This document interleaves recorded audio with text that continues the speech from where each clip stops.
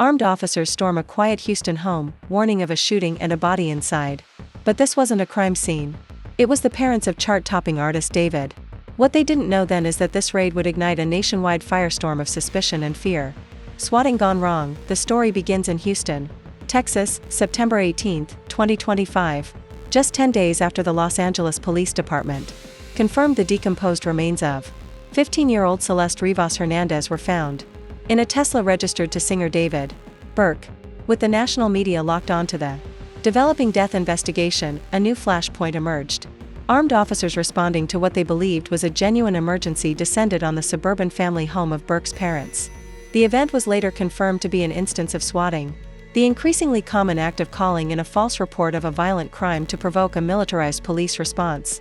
But in real time, it unfolded with the same intensity as an actual FBI raid. The footage published by TMZ shows multiple law enforcement officers approaching the Burke residence with weapons drawn. They announced themselves prepared for the possibility of armed confrontation inside. The responding officers had been dispatched based on a 911 call claiming a shooting and a dead body were at the Burke residence. That allegation, though entirely fabricated, forced the deployment of armed units and the invocation of federal interest. When David's father answered the door, confused but cooperative, he was told officers were responding to the anonymous report. His mother soon joined, both parents bewildered at the situation. Officers explained that someone had called 911 using an out-of-state number, tricking emergency dispatch into linking the call's location to their Houston address. This detail confirmed the call was spoofed, a hallmark of swatting campaigns. Because dispatch systems rely on cell tower pings and caller ID traces, the fabricated report had still routed directly to Houston law enforcement. For the Burke family, it was an intrusion into what should have been private mourning and crisis management. Their son's career had collapsed in real time under the weight of scrutiny after Celeste's body was found. His tour cancelled, his Hollywood Hills rental searched by LAPD, and his management forced to terminate leases. Now, their home itself had become the stage for the next escalation, swatting. Incidents have plagued public figures for over a decade, targeting Twitch streamers, musicians, journalists, and political figures. In the most notorious cases, victims have been injured or killed when heavily armed police stormed homes under false pretenses. Federal law classifies swatting under statutes covering false information and hoaxes. 18 U.S. Code Section 1038, often prosecuted as terrorism-related if interstate calls are used. The Burke swatting followed the standard escalation chain. A fraudulent report was made to 911 dispatch, alleging homicide at the family home. Dispatch then flagged the address as high priority, sending armed officers. The fact that federal interest was quickly attached stemmed from the ongoing LAPD death investigation and Burke's public profile as a celebrity. In Houston, officers arrived expecting worst-case scenarios. The body cam and witness footage showed them maneuvering tactically, covering each other and instructing residents to remain calm while the scene was verified. After confirming no crime had taken place, they stayed less than 20 minutes before clearing the scene. No arrests were made and David himself was not present. The term FBI raid spread across social media within hours. While technically this incident began with Houston area police, federal agencies often provide oversight or subsequent investigative jurisdiction in swatting cases, especially when interstate spoof calls are involved. In this case, officials acknowledge the out-of-state caller ID, immediately raising the likelihood of federal follow-up. More importantly, the Burke case was already interstate in nature. The LAPD investigation in California, the artists touring in Minnesota and New York, his parents in Texas, and the use of telecom spoofing across state lines, that combination almost guaranteed FBI jurisdiction. Fans online debated whether the raid meant Burke himself was being pursued as a suspect in Celeste's death. Law enforcement statements, however, consistently clarified that he has not been named a suspect or person of interest. Instead, the swatting underscored the dangers of speculation and vigilante behavior. The swatting footage itself went viral within hours, shared across Instagram, X, and YouTube. The video was parsed frame by frame. Viewers noted the moment Burke's parents, confused, attempted to close their front door only to reopen it when officers insisted on verifying the scene. For the Burkes, the incident was destabilizing. It compounded the grief and chaos already surrounding the family since Celeste's remains were discovered. For online communities, it became fuel, evidence to some of law enforcement's heightened suspicion toward Burke. Even though the raid was in reality a false alarm engineered by anonymous actors, the broader media connected the swatting to the spiraling public fixation on Burke's unreleased demos, especially the Celeste track, which had leaked days earlier. Lyrics describing obsession with a girl named Celeste, recorded months before her disappearance, became central to conspiracy narratives online. The swatting, therefore, was interpreted less as an isolated prank and more as part of the escalating war between internet speculation, law enforcement action, and Burke's private life. To understand why swatting Burke's parents was so explosive, it must be situated within the timeline of events already dominating headlines. On September 8, 2025, Celeste's decomposed remains were discovered in the front trunk of a Tesla registered to Burke. Police described her condition as severely decomposed, weighing just 71 pounds at discovery wrapped in plastic. The Tesla had been impounded after a parking violation in Hollywood Hills. The LAPD executed a search warrant on Burke's Hollywood Hills rental between September 17-18, seizing electronics. That raid coincided almost exactly with the Houston swatting, intensifying confusion about multiple simultaneous law enforcement actions. At the time of the Houston incident, Burke had already canceled the remainder of his US and European tour, vacated his Los Angeles rental, and faced cascading loss of endorsements. The leaked Celeste demo with its references to tattoos and obsession had gone viral only hours before the LAPD confirmed Celeste's identity. Against this backdrop, swatting his parents' home appeared to casual observers as a federal move against the singer himself rather than what it truly was, a malicious hoax exploiting public confusion. This was not the first time swatting targeted a high-profile musician. Rappers, DJs, and YouTubers have all been victims of the tactic, especially amid scandals. What distinguished Burke's case was its overlap with an active death investigation and the presence of a deceased minor. Swats, motivated by clout, political grievances, or malicious humor, often timed their calls for maximum media attention. Targeting Burke's family during the peak of speculation guaranteed nationwide coverage. It weaponized both public anger and law enforcement urgency. Within hours, hashtags pairing #JusticeForCeleste with #FreeDavid trended on X. Some fans claimed the raid confirmed guilt. Others saw it as harassment. The LAPD reiterated in late September. The investigation remained a death inquiry, not yet classified as homicide, pending toxicology, yet. The swatting blurred public perception, turning a non-suspect into the perceived subject of an FBI manhunt. For the Burke family, the event was more than procedural. Having armed agents surround their home based on a lie magnified the psychological toll of the previous weeks. For the public, it reinforced the theme of spectacle, the conflation of celebrity scandal with crime drama. Fans dissected each clip. Burke's father's confusion, his mother's visible distress, the officer's tactical commands. That exchange meant to explain basic dispatch mechanics became symbolic of the disconnect between digital manipulation and real-world violence.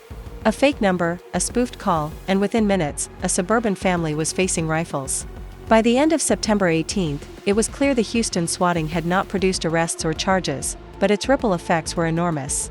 It cemented Burke as not only the subject of a Los Angeles death investigation, but now also a victim of federal-level digital harassment. The public conflation of LAPD raids and Houston SWAT created the appearance of a nationwide manhunt. Online, fans merged the two narratives, assuming the FBI had raided the Burke home in coordination with LAPD homicide detectives. The truth was more prosaic. LAPD pursued forensic evidence in California. Houston police responded to a false 911 call. The FBI monitored both because interstate lines had been crossed. Yet, perception matters more than procedure in an age of viral media. For Burke's career, this was devastating. Headlines of FBI raid drowned out clarifications. His silence, no public statement since mid-September, only deepened speculation. Who killed Celeste? The investigation into Celeste Rivas Hernandez's death began with a discovery that was both grisly and profoundly confusing. A decomposed body in the trunk of a Tesla impounded in Hollywood, Los Angeles on September 8, 2025. The vehicle, a black 2023 Tesla, had been towed from a Hollywood Hill street after sitting for days with parking violations. It was registered in Texas to David Anthony Burke, known worldwide as David, the 20-year-old singer-songwriter behind viral tracks Romantic Homicide and Here With Me. Within days, the Los Angeles County Medical Examiner identified the body as 15-year-old Celeste Rivas Hernandez.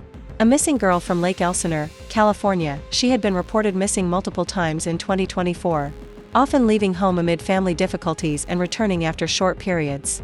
Police records showed at least 11 calls to her home before her final disappearance. Her remains weighed only 71 pounds, wrapped in a black plastic bag, with decomposition indicating death had occurred several weeks earlier, possibly summer 2025. She had no signs of pregnancy, trauma, or immediate foul play. Toxicology tests were ordered to determine cause. At a vigil held on September 28 in Lake Elsinore, her community remembered her as vibrant, shy, and an aspiring artist. On September 17, 2025, LAPD's Robbery Homicide Division executed a search warrant at a $5 million Hollywood Hills rental on Dane Drive, where Burke had been staying. The lease was under his manager, John Marshall's name. Police seized electronics, computers, and personal belongings. The raid produced viral images of LAPD investigators removing bags from the home, feeding speculation that Burke was implicated. Official statements stressed otherwise. No suspects or persons of interest had been named. The LAPD classified the case as a death inquiry pending toxicology, not a homicide. During these developments, Burke canceled the remainder of his Withered World Tour, including major US and European dates. Venues in Los Angeles and San Francisco announced abrupt cancellations without explanation. Fans interpreted this as confirmation of legal jeopardy. By September 25, Burke and his management terminated the Hollywood Hills lease and vacated the residence. The landlord later stated he had been unaware the singer lived there, calling the revelations completely surprising.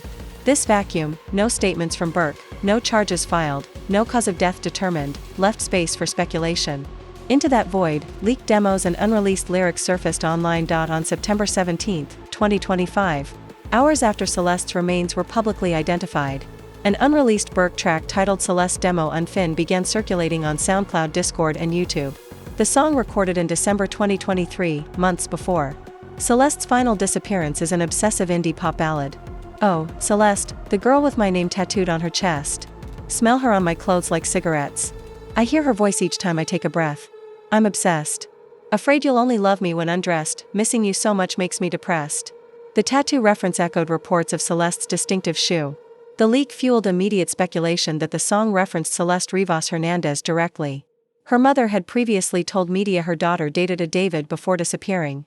Photos surfaced online appearing to show the two together near her Lake Elsinore home, with friends recalling Celeste had been introduced as 19 despite being 14-15, while no official link was established. The timing of the leak, the same day the medical examiner confirmed her identity, magnified suspicions further. Unreleased material emerged in September 2025, each dissected for parallels to Celeste's story. A verse from an alternate demo of Romantic Homicide. I thought you said that you didn't want no kids, and then you lie to my face and say it is what it is. Fans speculated this reference to pregnancy, though the autopsy confirmed Celeste was not pregnant. Snippets from a track titled Notes from a Wrist. Run away from home all in the name of love. See, run into my loving arms and why am I so afraid? Interpreted as mirroring Celeste's repeated runaways. A demo called New Seats. Got time to cull, we got blood to spill all over the new car seats that I'm sleeping on. Post-discovery, fans tied this to the Tesla where her body was found. Each track predated September 2025, but took on new resonance amid the investigation. Burke's 2022 breakout hit Romantic Homicide was also reframed by the case. The song's lyrics, "In the back of my mind, you died and I didn't even cry," were interpreted by some as eerily prophetic. In a 2022 Genius Verified interview, Burke explained the song was metaphorical, born of heartbreak, not literal violence. He described killing a partner in the back of his mind as a poetic device. Despite these clarifications, the alignment of lyrics, leaks, and the discovery of a body in his car blurred the line between art and reality. Viral threads framed Romantic Homicide as a confession track. The Los Angeles Times noted the official death certificate listed September 8, 2025 as the discovery date, but left cause and manner of death deferred. Community activists accused police of moving too slowly, pointing to Celeste's repeated missing person reports and her vulnerable status as a runaway minor. Celeste's brother, Matthew Rivas, spoke publicly about the family's grief, urging justice and clarity. A funeral was scheduled for October 4, 2025 in Lake Elsinore. Her mother reiterated claims that Celeste had been involved with a David, though she did not confirm it was Burke. At vigils, Celeste was described as sweet, gentle, and artistic. Neighbors recalled her as shy, mirroring those around her. The community demanded accountability from both authorities and figures linked to her disappearance. As of October 2, 2025, no charges or arrests had been made. Still, the fallout was immediate. Tour cancellations across North America and Europe, collaborations pulled by artists like Kaliuchi, who removed joint tracks from streaming services. Endorsements lost, stalling momentum after Burke's high-profile 2024 performances. Social media backlash with hashtags like #JusticeForceless dominating X and TikTok. The blurred narrative led to vigilante action. including the Houston swatting incident of Burke's parents.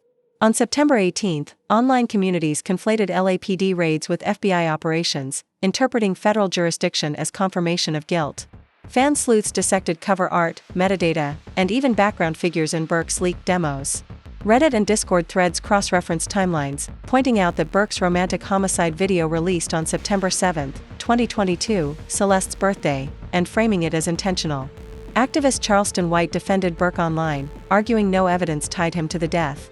Others dismissed this as deflection. The collision of grief, conspiracy, and celebrity scandal generated what NBC called a Netflix-ready story unfolding in real time. From rapid fame to infamy before the headlines shifted to investigations, swatting raids, and leaked demos. David Anthony Burke, better known as David, stood as one of the brightest breakout stars in Gen Z music culture. His ascent from recording in his sister's Houston closet to charting globally epitomized the new digital pipeline: TikTok virality, YouTube traction, and streaming dominance. Born in 2005 in Queens, New York, and raised in Houston, Texas, Burke began experimenting with music during the COVID-19 pandemic. With limited resources, he downloaded the BandLab app, layering vocals and instrumentals using only a headset microphone. This DIY approach gave his early songs a lo-fi raw quality that resonated with audiences seeking authenticity. His breakout came in July 2022 with the release of Romantic Homicide. Uploaded first to YouTube and TikTok, the song rapidly went viral for its melancholic atmosphere, blunt title, and haunting chorus. In the back of my mind, you died, and I didn't even cry. By August 2022, Romantic Homicide was trending in thousands of TikTok edits used in relationship montages, breakup videos, and cinematic fan edits. In September 2022, the song debuted on the Billboard Hot 100, eventually peaking at #33. On Spotify, the track climbed to hundreds of millions of streams, eventually surpassing 900 million by 2024. The minimalist black and white music video, directed with stark visuals of Burke staring into the camera, cemented the track as a viral anthem. Critics described it as a Gen Z torch song for heartbreak and noted its unusual honesty, compared to the polished gloss of mainstream pop. Riding the momentum, Burke released Here With Me in November 2022. Softer, more intimate, and structured as a love ballad, it demonstrated his versatility. The track reached #65 on the Billboard Hot 100 and dominated TikTok trends as couples used it in wedding and engagement montages. By 2023, Here With Me had crossed 600 million streams on Spotify. Critics praised it as an antidote to the darkness of Romantic Homicide, showing Burke could craft both anguish and tenderness. Together, the two songs established Burke not as a one-hit wonder, but as a voice with emotional range and an instinct for cultural timing.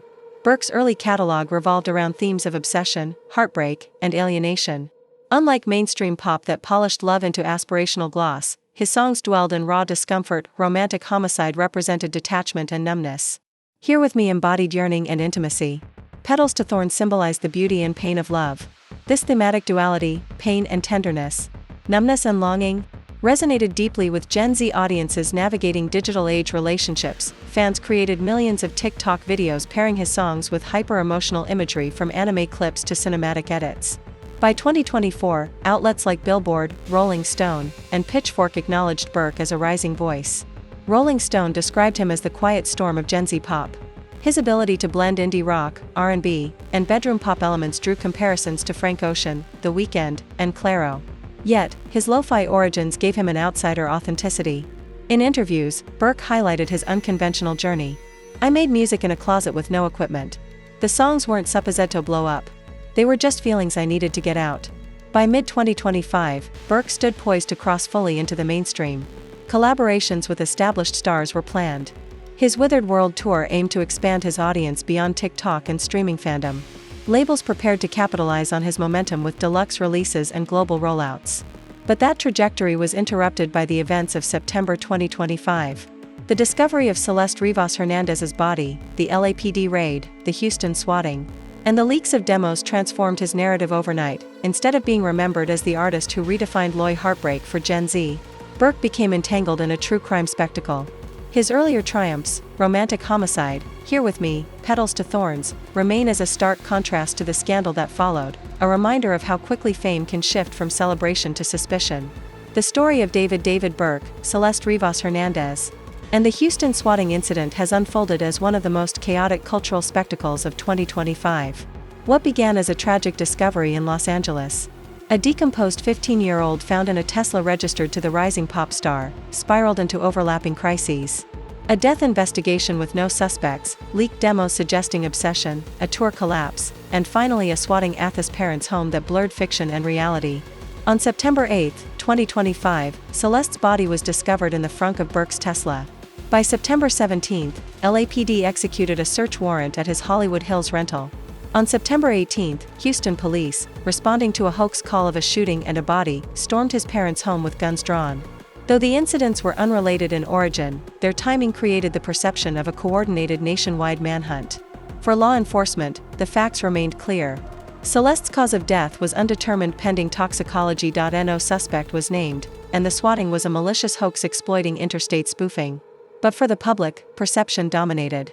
Viral footage of police at the Burke home fused with leaked demos like Celeste and reinterpreted hits like Romantic Homicide, transforming music into supposed evidence. The fallout was immediate. Burke's withered world tour collapsed. Collaborations dissolved. Streaming platforms removed projects tied to his name. His silence, no statement since mid-September, deepened suspicion. Meanwhile, Celeste's community grieved. Vigils, her October 4th funeral, and activism calling for justice for vulnerable runaways. The Houston swatting illustrated the peril of digital vigilantism. In minutes, an anonymous caller weaponized police against a grieving family, demonstrating how celebrity scandals can metastasize into real-world danger. In the US, swatting has already claimed lives. In this case, it nearly added another layer of tragedy. Culturally, the saga revealed fault lines. Fans demanded justice for Celeste, while others defended Burke as a victim off projection. Media outlets warned against trial by TikTok. Yet, the narrative persisted, an ambiguous death and artists with lyrics interpreted as confessions and a family caught in the crossfire. By October 2025, the central questions remained unanswered. Why was Celeste in Burke's Tesla? Who placed her there? What did the toxicology reveal?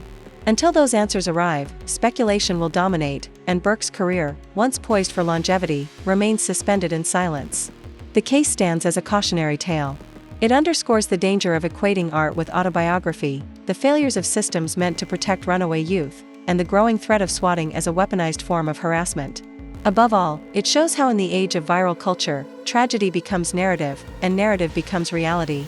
For Celeste's family, it is not a spectacle, but a loss. For Burke's, it is not just scandal, but fear. And for the public, it is a reminder that behind every headline, raid, or lyric lies a truth far more complex than the feed suggests. Thanks for watching. Check out other cards on the screen.